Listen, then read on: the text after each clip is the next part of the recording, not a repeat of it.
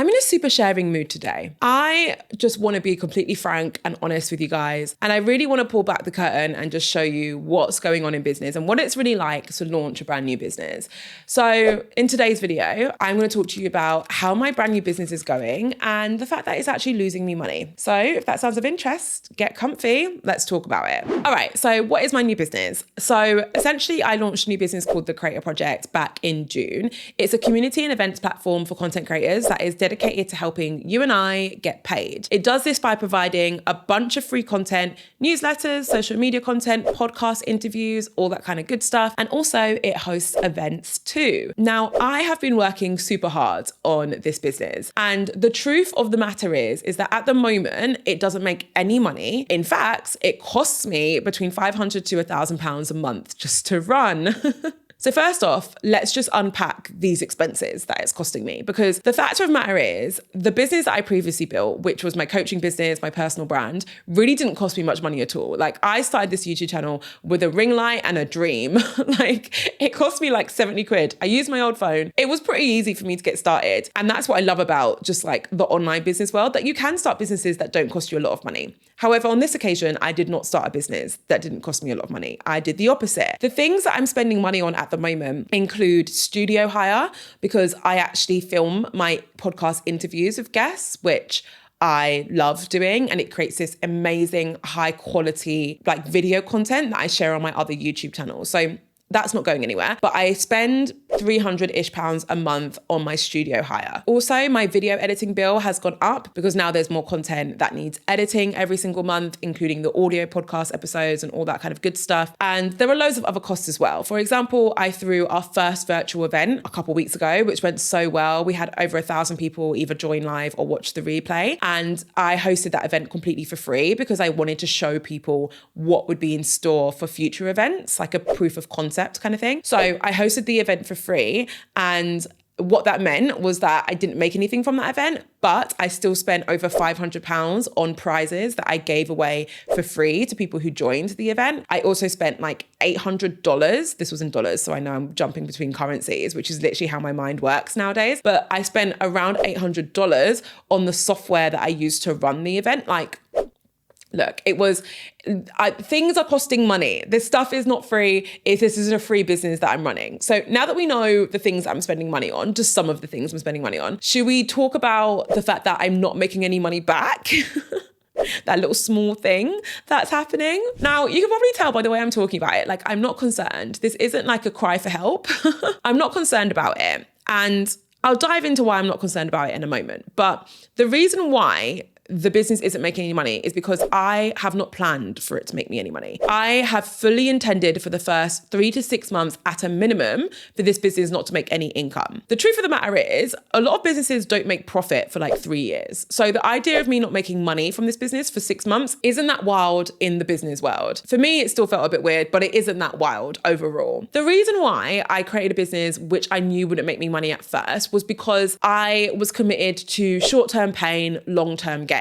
And this was something that I spoke about in a recent video where I talked about some of the lessons I learned from the biggest creators in the world who I met at an event in south of France recently. Sometimes I speak and I'm like, what is my life? That I say things like, biggest creators in the world, event in south of France. Who am I? What's happening? Anyway, so I'll link that video up here if you want to watch it. But one of the things I learned from them was a lot of them adopt this short-term pain, long-term gain strategy where they're like working on a video that takes them a year to create because they know that when it's released, it will generate income and grow their audience for years to come. And I often do the opposite, and I see things from like a short-term gain perspective because I'm like, what's the quickest way that I can do this, right? Sometimes that's beneficial because I move very quickly in business, but other times that can hold me back. And in this scenario, it was holding me back. I've had the idea for the Creator Project and I've wanted to create something like this for a while, but I've always known that it was going to take a lot of investment in terms of time and money before I got it to where I wanted to be. And that put me off. Instead, I just created something that I knew I could make work within a couple of weeks or a couple of months. So short-term pain, long-term gain. I know this is going to cost me money now, but in the future, it will actually generate a lot of income and a lot of reward. I also wanted to focus on like systems and creating this business with intention. Because of how my coaching business went, I was very much like rolling with the punches. And if someone said, hey, do you sell audits? I would create an audit. Hey, do you have a course? I then created a course. And that strategy worked for me, right? That it definitely worked. I wanted to have a bit more intention this time round and really be specific with what I wanted to offer, to stick to that and to build things up to a point where it wasn't like a continuous work in progress. Like these were actually fully formed things that I could bring to market, I could get brand partnerships for, or I could sell. Hence me doing that virtual event for free. I had the opportunity to tell everyone who joined, like, this is just a snippet of what you can expect from my future events. So when I sell my future events and they have a price allocated to it, those people are like, that is worth every single penny because they got to experience what one of my virtual events are like, right? By the way, if you're watching this video and you came to that event, can you let me know in the comments? Because I want to hear from you.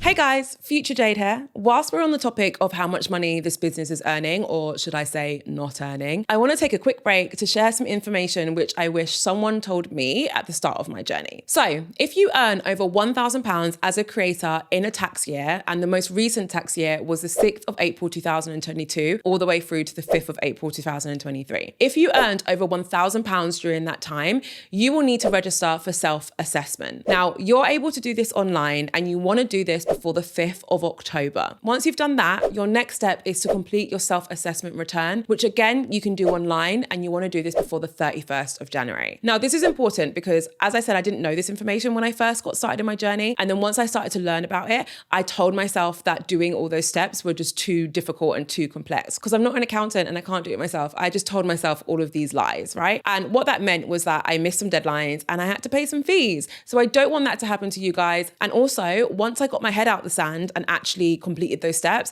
I realized that they're nowhere near as daunting and nowhere near as difficult as they seem. So what I want you to do is head to the link in my description to find out if you need to tell HMRC about any additional income that you've earned. All right, let's get back to the video. And then I guess another reason why I planned not to make money on this instance is because the business model that I have decided to adopt actually requires you to build an audience before you can really monetize. So there's two different ways that this business will make money. One way is through the paid events that I'm going to start to run. The other way is through brand partnerships and sponsorships. So essentially, I will sell advertising spots in my podcast episodes, on the social channels, on my newsletter, and I'll also get sponsorships for my future events too. As you guys know, that is my bread and butter. That is what I used to work in for 8 years. Like, I know my way around this landscape, and I also love doing this kind of work. So that is how it's going to make money. And the truth is, when it comes to brand partnerships and sponsorships, or creating something called a media company, which is essentially what I'm describing,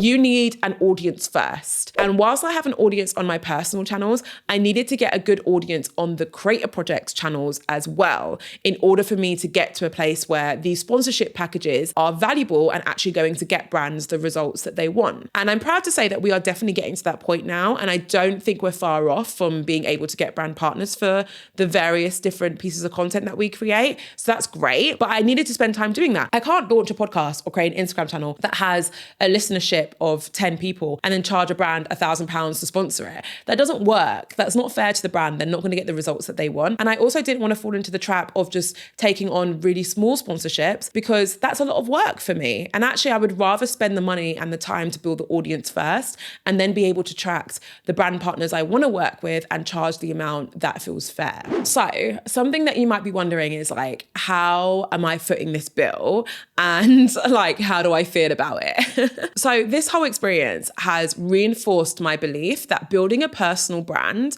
before you launch a business is the safest route to success. Well, the real safest route is to, like, have a full-time job and then build a personal brand on the side, eventually build it to the point where you can do it full-time, and then create a business. Like, I know that's long. This took me years to get to this point, but oh my God, am I glad I did it this way.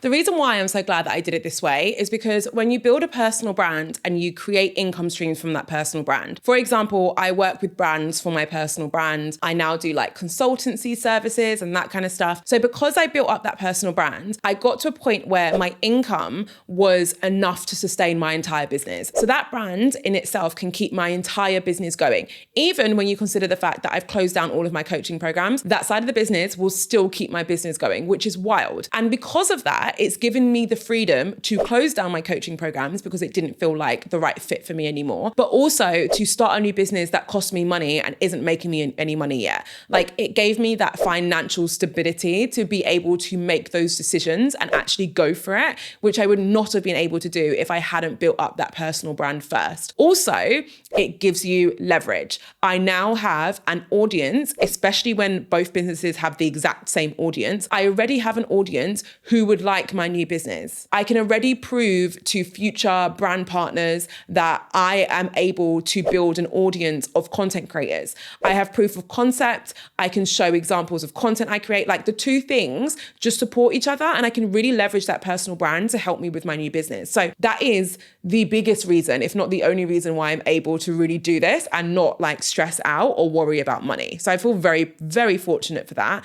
But if you're thinking about the best way to go around this, honestly, personal brand and then your own business is the best route. Okay, so should I tell you how I'm going to fix this and actually start making some money at some point? Because as noble as I would like to sound, the business does need to make me some money.